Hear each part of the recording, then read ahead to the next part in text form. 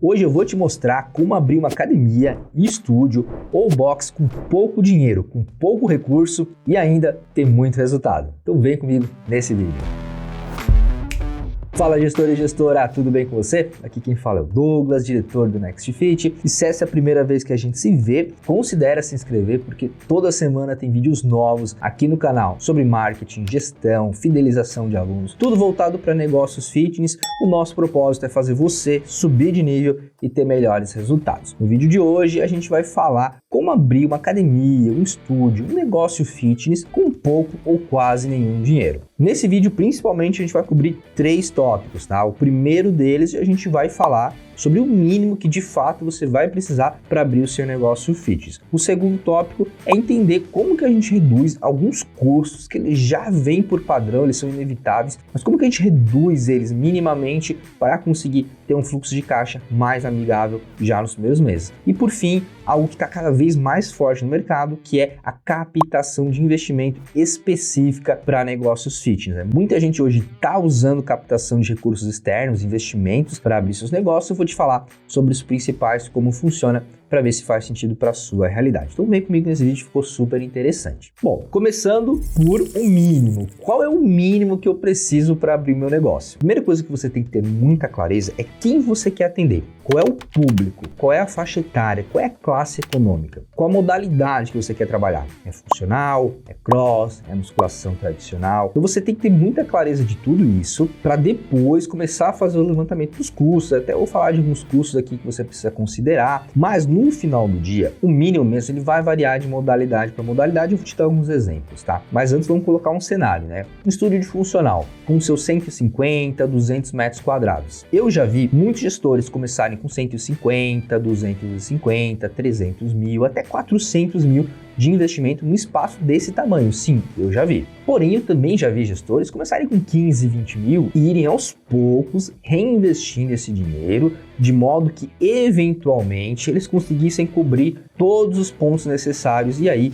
o estúdio começar a ficar completo e bombar de verdade, né? Crescer, crescer, crescer e ficar muito mais profissional. Então, meu grande primeiro ponto que eu quero trazer para você é que você tem que começar. É o primeiro passo. Eu te encorajo a começar, mesmo que você tenha um investimento pequeno. Compra lá meia dúzia de halteres, de kettlebell, compra os colchonetes e comece. É claro que no começo você vai ter que ter uma atividade paralela, provavelmente como um personal, porém o importante é começar. Inclusive, eu trago um conceito muito falado no mundo de produto, que é o MVP, que é o produto mínimo viável. Esse conceito ele quer dizer o quê? Que você tem que entender o que é o mínimo possível para você entregar valor para o seu cliente. Na maioria dos casos, para quem está começando, você não precisa ter tudo. Você precisa ter o indispensável, o principal. Nós, como gestores, como pessoas que estamos tocando negócio, a gente tem uma visão um pouco mais crítica de querer ter todos os equipamentos no volume correto, na qualidade correta, na arquitetura, o desenho, a ambientação, a climatização. Ninguém é mais crítico com o nosso negócio do que nós mesmos, geralmente. Então esse é o ponto que eu queria chegar. Você tem que tentar entender o que é o mínimo viável para o seu negócio. Se é um estúdio de funcional de 150 metros quadrados num bairro de subúrbio, talvez meia dúzia de kettlebells, algumas anilhas, alguns colchonetes já seja o suficiente para você começar. É claro que se você está num bairro de classe média alta, você não vai conseguir começar com esse mínimo. Porém, também ainda não vai precisar começar com aquele design, com aquela arquitetura de 500 mil reais. Essa é mais ou menos a baliza que você precisa fazer. Entender o que é o seu mínimo para o seu público, da região e da classe econômica e modalidade que você quer atender. O que é o mínimo viável para você entregar valor e entregar sucesso. E aí depois você vai repriorizando seus investimentos. Então comece com um pouco que você tem e depois faça uma lista de priorização dos investimentos. Olha, daqui 3 meses eu compro isso, daqui 6 meses eu compro aquilo outro, daqui 12 meses eu compro aquilo outro. E aí você vai progredindo de forma ininterrupta. A palavra então é aprimoramento contínuo. Você tem que desenvolver e reinvestir no seu negócio aos poucos. Se fosse uma academia de musculação, aí o investimento mínimo ele já é um pouco maior, mesmo que você pegue equipamentos de segunda linha, etc. É bem difícil você conseguir começar uma academia de musculação com menos de 100, 150 mil reais hoje, tá? É muito difícil, mesmo que seja num bairro de subúrbio com equipamentos de terceira linha. E aí, se você quiser começar com tudo, o céu é o limite, né? Mas para dar alguns exemplos aqui para ficar mais fácil para você. Uma academia com 250, 300 metros quadrados, que eu acho que é um mínimo para uma academia de bairro assim, você já consegue investir tranquilamente de 200 a 400 mil reais em equipamento para ser uma academia mediana, tá? Se você quiser ser uma academia mais premium, já vai para casa dos 500 a 800 mil nesse tamanho. Uma academia de 1.000, 1.500 metros quadrados, ou seja, uma academia de um porte um pouco maior, que geralmente a gente só vai encontrar no centro da cidade, em cidades um pouco maiores, já estamos falando de investimentos que vão de 1 a 2 milhões. Então, só para vocês terem uma baliza aqui,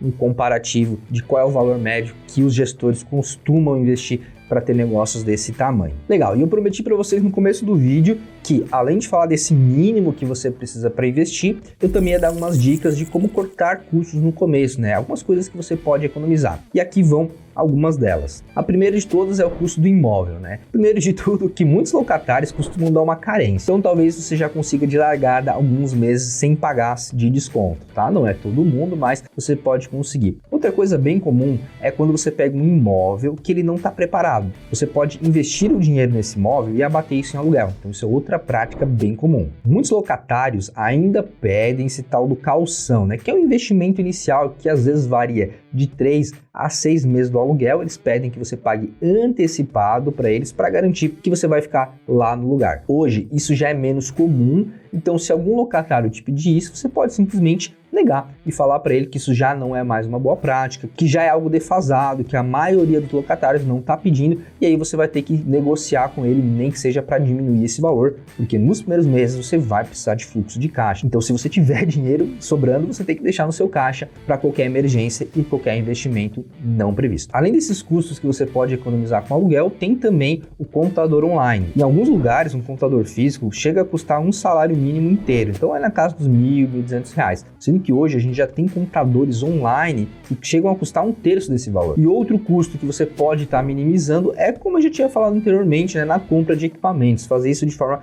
mais gradual. Muita gente ainda pensa que tem que começar com tudo, e isso não é verdade na maioria dos casos, né? Então dá pra gente ir aos poucos, como eu tinha falado. Pulando agora para o terceiro e último tópico desse vídeo, que é as linhas de crédito. São 3 basicamente que eu vou citar aqui hoje, mas claro, existem outras. Eu vou falar das mais utilizadas, as mais comuns. A primeira delas, muito utilizada, é a linha de crédito do próprio BNDES. Ele não tem agências físicas, então não é um lugar que você vai lá bater na porta deles e pedir um empréstimo. Mas você vai acessar o site deles e ver quais bancos estão credenciados. E aí você pode entrar em contato com esses bancos ou entrar em contato com o BNDES para pegar um banco de referência ou até mesmo algum consultor estratégico que potencialmente trabalhe com esse serviço, tá? É bem burocrático o BNDES, é um ponto negativo dele, então é muito importante aqui que você tenha um parceiro especializado para fazer esse pedido, para fazer essa demanda. Além disso, o BNDES também tem um cartão de crédito que as taxas ficam ali na casa de 1,5, então é bem interessante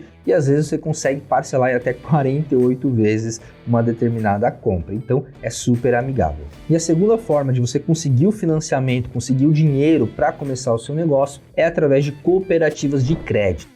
Elas tendem a ter uma taxa bem mais amigável que a dos bancos tradicionais. Segundo nossas pesquisas, enquanto algumas cooperativas de crédito chegam a ter uma taxa de juros de 2,5% a 3% por mês, os bancos tradicionais estão ali na casa dos 6%, isso mesmo. Então imagine isso aqui quando a gente está falando de 200, 300, 400 mil, né? É um valor bem considerável. Porém, as cooperativas de crédito também têm a sua própria burocracia, né? Muitas delas você já tem que ser sócio, já tem que ter um certo valor investido, também não é tão simples assim. Obviamente é sempre um jogo de risco e retorno, mas um ponto que você tem que se atentar é que as cooperativas de crédito, se você virar um cooperado e ela tiver prejuízo naquele ano, você tem que ajudar a bancar aquela diferença, né? Então é feito um rateio entre esses custos, né, em que a cooperativa não conseguiu pagar e você vai ter que pagar. Eu particularmente nunca ouvi um caso desse acontecer na prática, mas deve ter, né? Até porque se tem lucro na cooperativa, você também recebe um pouco desse lucro, né? Isso eu já vi acontecer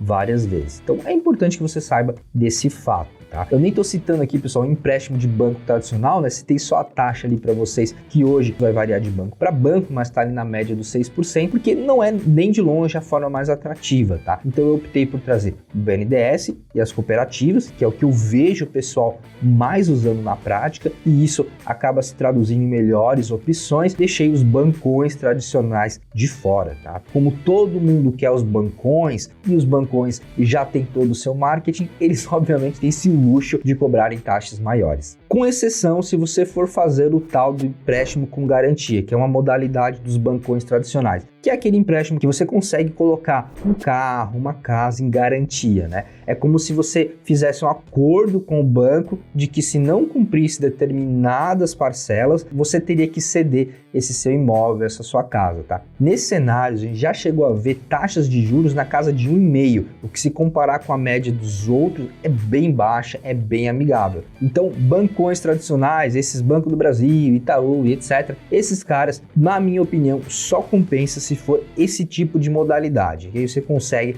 uma taxa super amigável. E para você que ficou até o final desse vídeo, eu tenho um bônus, tá? Uma coisa muito poderosa que pode ajudar você a começar o seu negócio mesmo sem dinheiro, que é ter um sócio investidor, né? O que é um sócio investidor?